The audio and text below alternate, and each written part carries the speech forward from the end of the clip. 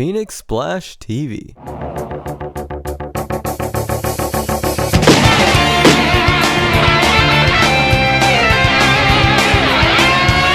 Heath. I remember just saying that name would spark up anger in some X-Japan fans. X-Japan's quote founding members seemed to be irreplaceable, but then one got replaced with Heath. And even I had to admit, after seeing Taji's skills, it was hard to envision someone taking his place. But that person was Heath. To many, he was a guy that just seemed to come out of left field. He came out of nowhere. Many people thought, how can this nobody replace someone as awesome as Taji? So this begs the question, where did Heath come from and how did he get to be in X-Japan? Well, let's find out. His real name is Hiroshi Mori, and he was born in Amagasaki, Japan.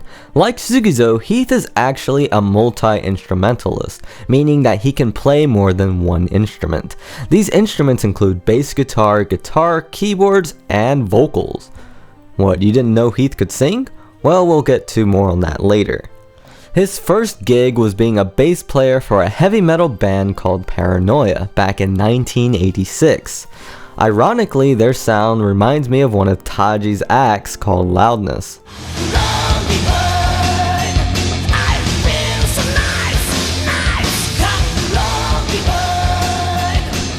Like many bands, Paranoia ended pretty quickly, and Heath soon found himself joining another band called Sweet Beat, not as a bass player, but as a vocalist. After Sweet Beat, he moved to Tokyo and somehow found a way to meet Hide of X-Japan. After meeting Hide, he soon found work at Yoshiki's privately owned studio called Ecstasy Records. Here, he would play with a ton of different bands. While proving himself in this studio, Taji Sawada of X-Japan was fired by Yoshiki, and Heath was called up by Hide to have a rehearsal with X-Japan. That's right, not a jam session, a rehearsal. This probably meant that Heath had to play already established X-Japan songs. For some reason, people think that it was Yoshiki that found Heath, and some people think that the reason Yoshiki fired Taji was because Yoshiki found a bass player that wouldn't butt heads with him. Because according to a lot of sources, Taji and Yoshiki did not get along, so it would make sense that he would replace him with someone who did. But from what I researched, it was actually Hide that found Heath and Hide that suggested that Heath be a new bass player for X. So what was the first song Heath recorded with X-Japan? Well, freaking Art of Life. Can you imagine the pressure of that? It's like, hey, we just lost our bass player, want to join my band? Yeah, sure, I'll fill in if you need it. Okay, the first song you're gonna record is about 30 minutes long and deals with our drummer's suicidal tendencies. Here's the sheet music. It's like, damn. But in my opinion, Heath did very well in X, and I'm sure there was a lot of pressure, but he proved to be reliable and talented. So, did Heath ever compose for X-Japan? Well, like I mentioned in my Pada Spotlight, he did co-compose Wriggle, which was a transitional song into Hide's Drain.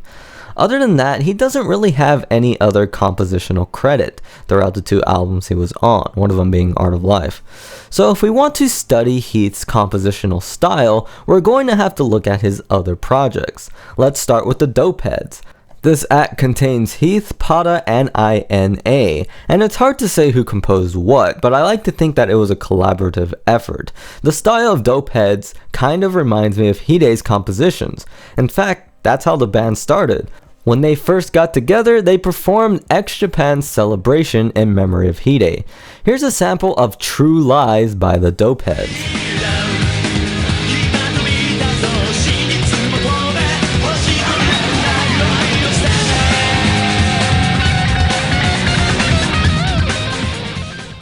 But like I said before, that's more of a collaborative effort rather than looking at Heath and Heath alone and his compositional style. So in order to look at Heath under a microscope, we simply just have to look at his solo work. And man, this is where you find out that Heath is way more talented than you thought. I know that that was my first impression back when I first heard his solo work. With these songs, you hear what he's all about, and you even hear him sing. Here's a sample of my favorite song by him called Treasure Land.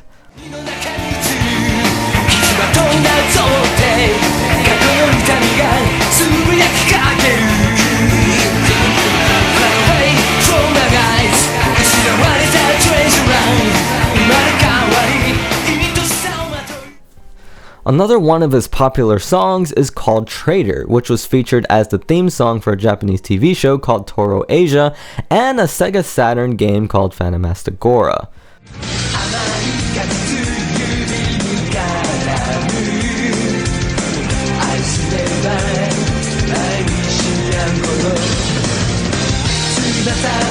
I have to say that I really like Heath's compositional style a lot. Unlike Pada's music, it is structured. There's a rumor that Heath cannot read sheet music notation and that Yoshiki had to work around that to get Heath to play the parts for the X Japan songs. I don't know if I believe that though, because judging from what I hear, his music is pretty structured, so I think he has to have some way of notating it, whether it be sheet music or some other way of notation. But if it's true that he couldn't read Yoshiki's writing, then that's even more impressive. But sadly, many of his projects after X Japan seemed to fall through. They would get announced and then there would be crickets. And I will say that some of his solo songs are pretty hard to find as well. His most recent song I can't even find anywhere. Apparently it was just given out at some event. And that's pretty crazy. But yeah, if you're looking for Heath's compositional style and who he is as a musician, I would chase after his solo work. So that was Heath, and yeah, there's a lot to him that many X Japan fans don't seem to realize. Yes, Heath is a pretty competent composer, kind of like Taji, and he's a pretty damn good bass player, kind of like Taji, and he's even a good singer, kind of like Taji. But yeah, I always thought Heath was a bit underrated, but apparently the fangirls seem to like him a lot, which I'm okay with. If you're gonna fangirl over someone, it might as well be someone with some talent.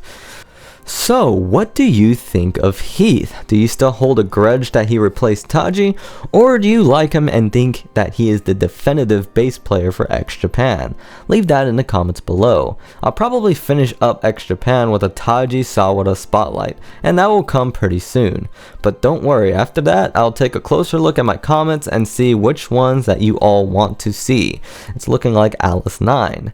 Anyways, I hope you enjoyed this video, and from the bottom of my heart, thank you for watching. This is Josh the Music Man, signing off.